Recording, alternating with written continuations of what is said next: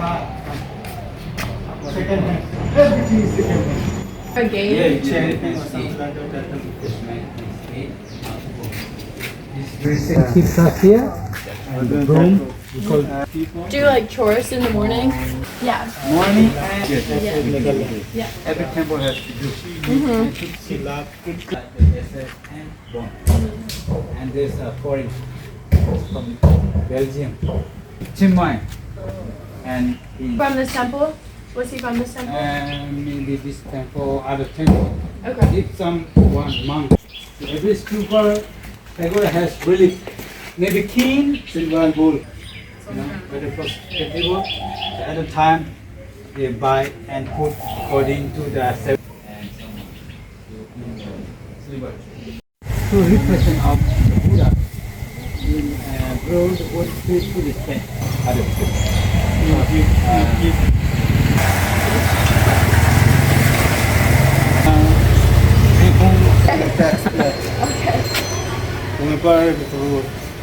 This is like a support, not to fall down. Just and keep support. Support to live longer, healthy, and give the water, oxygen, and hydrogen. Okay, welcome here. Okay, to me. This is in our temple house spirit. They put many flower, candles, sticky rice. Okay, but You are not some people having became religion, anymore. belief and faith. If you start, welcome to us and make for the sound. Sour leaf. They bring to the temple. They keep for 2 days, 3 days. Those who have money, they keep one. You want to this kind of and how to say different color. What to show? We have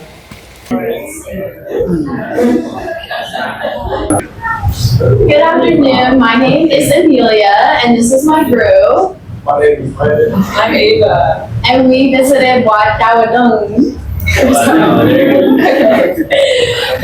At that temple, they were having a celebration for the holiday, Buddha Day or Monk's Day. So when we arrived, we went into the main gathering hall where there were monks and lay people gathered together.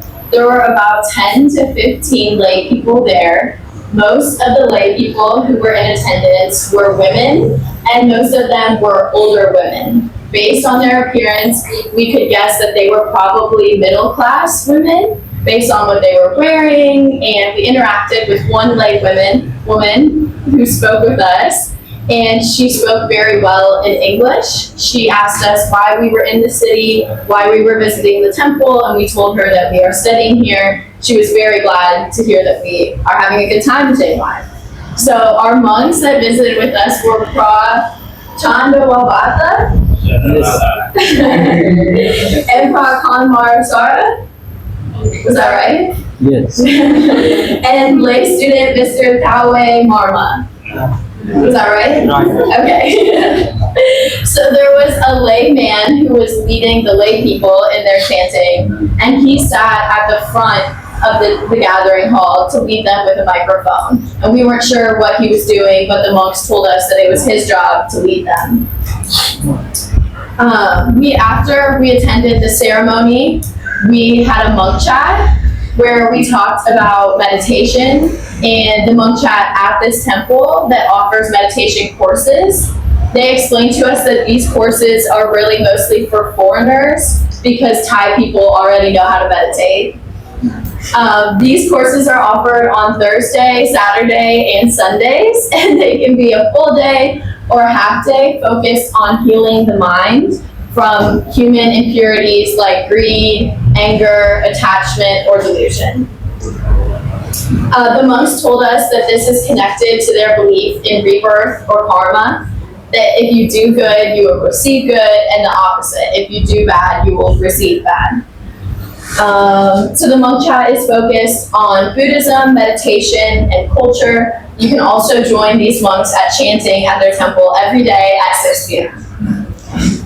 Our our monks also brought us a delicious breakfast, which included rice, pork, fried eggs and salted eggs, sticky rice, and fruit and more. It was delicious and very kind of them.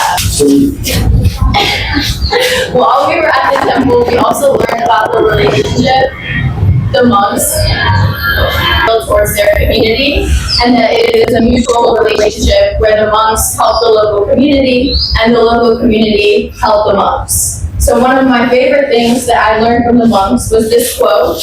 They said, "Unity is strength. You cannot live without each other. The most important lesson is respect for others, no violence, more peace." So overall, our visit was a wonderful opportunity to learn about Buddhism and your culture, and thank you so much for showing us around. As we talked with our monks, I was evaluating the temple as a whole.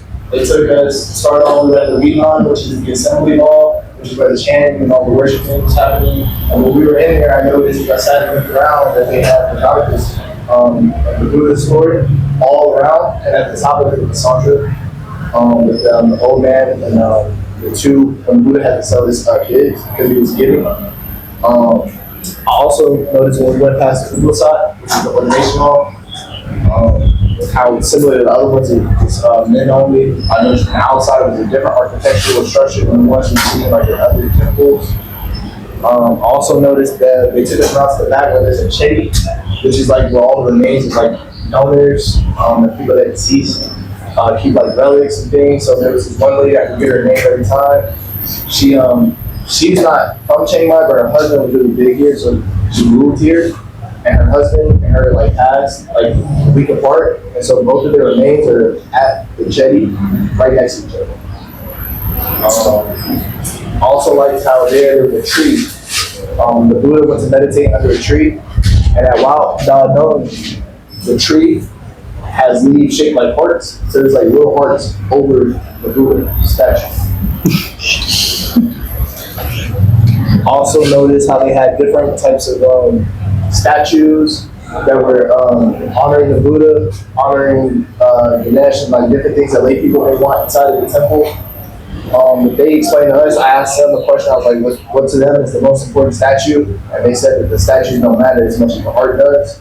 As long as your heart is in the right place. It's not about the statue, it's not about what you're doing, it's more about if you're doing it for what's good, and if you're doing it to help others. So that was a big thing that I took away from it as well. Okay, I'm going to be talking about the concepts that we learned in our class and how I showed up during my career. Okay, so like Amelia was talking about, we talked a lot about meditation during our chat. And she mentioned the 3 defilements, so like greed, anger, delusion, or ignorance. And that's something that we talked a lot about in our class. It's something that we learned about too with Prabhupada when we did a meditation class with him as well. And something that we also talked about was the 4 immeasurables during our chat together. So we've got loving kindness, compassion, sympathy, sympathetic joy, and then equanimity. And we talked about that in the context of there's just so much suffering going on in the world, and that these are really qualities that I think people need more of, and that's also something that can be found through meditation. So we talked about that. And then we also, like Landon was mentioning about the Bodhi tree, which is where after the Buddha defeated Mara, is where he found the God and enlightenment underneath that tree. So they're heart-shaped, right? And that, we talked about always keeping like the Buddha or the Dhamma within your heart and within your mind. And so I think I'm keeping this as like a reminder, right, to always have that in mind. And I think that's something that was really, I really enjoyed that aspect. And we learned a little bit about the Bodhi tree in our class, but I think seeing the leaf and having the leaf is a very good reminder of keeping the Dhamma and keeping these qualities that we've learned about during our time in mind and in the heart. Yes, thank you so much.